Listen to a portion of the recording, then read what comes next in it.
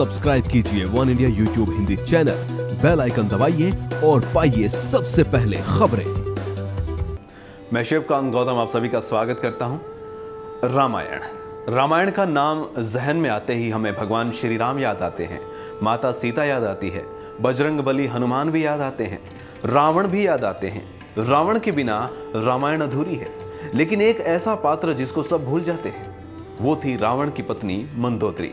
मंदोदरी को जब भी कोई याद करता है तो यही सोचता होगा कि वो रावण की पत्नी थी, लंका की पटरानी। और जिस तरीके से वो लंका का एक दर्पण हमारे सामने आता है, सबके दिमाग में यही चलता होगा कि मंदोदरी तो बड़े ऐशो आराम से रहती होंगी। मंदोदरी आखिर थी कौन, कहां से आई? विभीषण से शादी मंदोदरी की हुई थी। क्या आप ये कहानी जानते हैं? अगर नहीं जानते तो हम बताएंगे कि किस वजह से मंदोदरी ने विभीषण से शादी की और रावण ने किस तरीके से मंदोदरी को हथियाया। चलिए चलते हैं मंदोदरी के पास यानी कि भूतकाल में और बताते हैं कि आखिर मंदोदरी आई कहां से, मंदोदरी का भगवान शिव से क्या नाता था और क्या श्राप दिया था माता पार्वती ने मंदोदरी को। ये पूरी की पूरी कहानी हम आपको बताते हैं। मंदोदरी जैसे ही नाम आता है, हमारे जहन में एक ऐसी रानी की तस्वीर उभर आती है जिसके चरणों में दुनिया के हर ऐशो आराम थे। एक अप्सरा की पुत्री जो अत्यधिक खूबसूरत और आकर्षक है। एक ऐसी समर्पित रानी जो स्वयं असुर सम्राट रावण की पत्नी है। सोने की लंका की महारानी मंदोदरी रामायण की कहानी का एक पात्र जिन्हें कभी ठीक से समझा ही नहीं गया।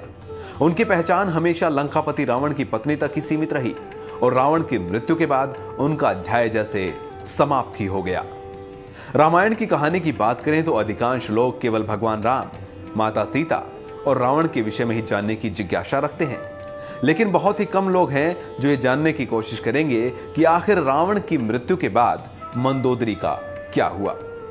अगर आपके दिमाग में भी ये प्रश्न आ रहा है और इस विषय में आप जानना चाहते हैं तो हम आपको बताते हैं कि लंकापति रावण की मृत्यु के बाद और विभीषण को राजपाट मिलने के बाद मंदोदरी का जीवन कैसा रहा। मंदोदरी का जन्म और उसके परिवार के बारे में हम आपको बताते हैं। हिंदू पुराणों में एक कथा दर्ज है जिसके अनुसार मथुरा नाम की एक राक्षसी कैलाश पर्वत पर गई। कैलाश पर्वत पर भगवान शिव धूनी रमाए बैठे थे। उन्होंने राख से अपने आप को लपेट रखा था। जिस तरीके से वो रहते थे भस्म में। पार्वती जी वहां पर नहीं थी। माता पार्वती का ना होना, भगवान शिव का अकेले तप करना मथुरा राक्षसी को उनकी तरफ आकर्षित कर गया। उन्होंने भगवान शिव को आकर्षित करने के लिए कई तरीके अपनाए। उनके सामने नृत्य किया, उनको रिझाने की कोशिश की और उसी वक्त पर माता पार्वती भी वहां आ गई।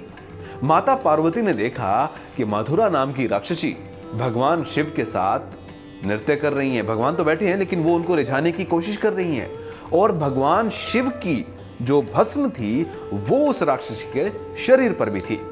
इसको देखकर माता पार्वती गुस्से में आ गई। उन्होंने उस राक्षसी को श्राप दे दिया। श्राप ये कि वो मेंढक बन जाए और 12 साल तक वहीं एक कुएं में रहे। यह सुनने के बाद राक्षसी को होश आया। उसने माता पार्वती से माफी मांगी, गिड़गिड़ाई, भगवान शिव से गिड़गिड़ाई। भगवान शिव ने पार्वती मां को बार बार यह अनुरोध किया कि इसका श्राप कम कर दिया जाए। तब माता पार्वती ने उनको श्राप दिया कि अगर आप भगवान शिव की आराधना करती रहेंगी और तप करेंगी, पश्चाताप करेंगी तो ये पाप जो है वो कम हो सकता है और 1 साल बाद आप अपने उसी रूप में आ सकती हैं। लेकिन ऐसा नहीं हुआ।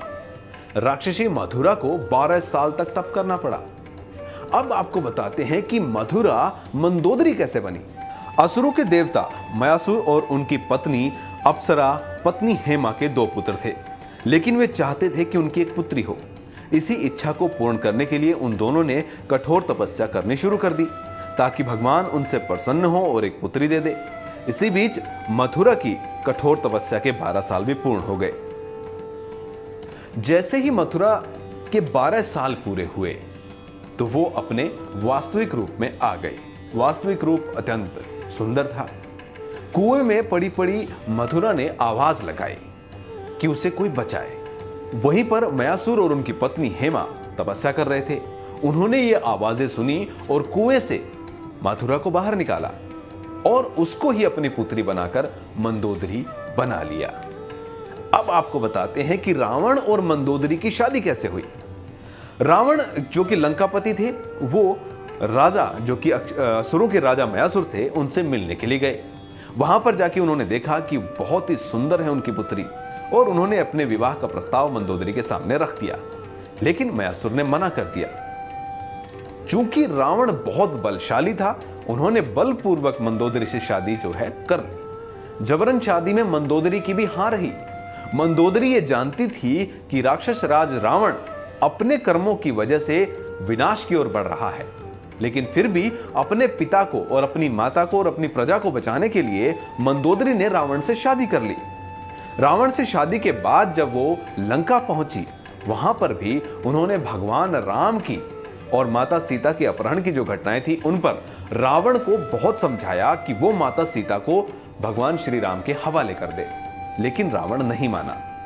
मंदोदरी के 3 पुत्र थे, मेघनाथ, अतिकाय और अक्षय। अक्षय जिसका हम सब जानते हैं कि भगवान बजरंगबली ने किस तरीके से अशोक वाटिका में संहार किया था।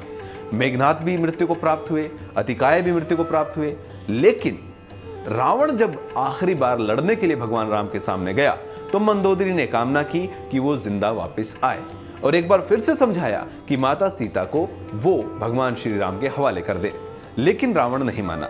रावण की मृत्यु के पश्चात मंदोदरी खुद उस स्थान पर गई जहां पर रावण का वध हुआ। रावण के शव के पास वो पहुंची। वहां पर उन्होंने लंका को देखा, लंका के लोगों को देखा, लंका की प्रजा को देखा, लंका के राक्षस जो लोग थे उनके शवों को देखा और वो बहुत दुखी हुई। लेकिन भगवान श्री राम का अलौकिक रूप भी उन्होंने देखा। भगवान श्री राम ने मंदोदरी से कहा कि आप अपना राजपाट संभालें। विभीषण को क्योंकि वो राजपाट दे चुके थे, इसलिए उन्होंने अनुरोध किया मंदोदरी से कि वो विभीषण से शादी कर ले। लेकिन मंदोदरी ने यह फैसला तुरंत नहीं माना। मंदोदरी वापस लंका में आई। अपने आप को उन्होंने कपाट बंद करके एक भवन में बंद कर लिया। बहुत दिनों तक वो उस भवन के अंदर रही, ना किसी से बात की, ना वो बाहर आई। उसके बाद उन्होंने फैसला लिया कि वो बाहर आएंगी और विभीषण से शादी करेंगी।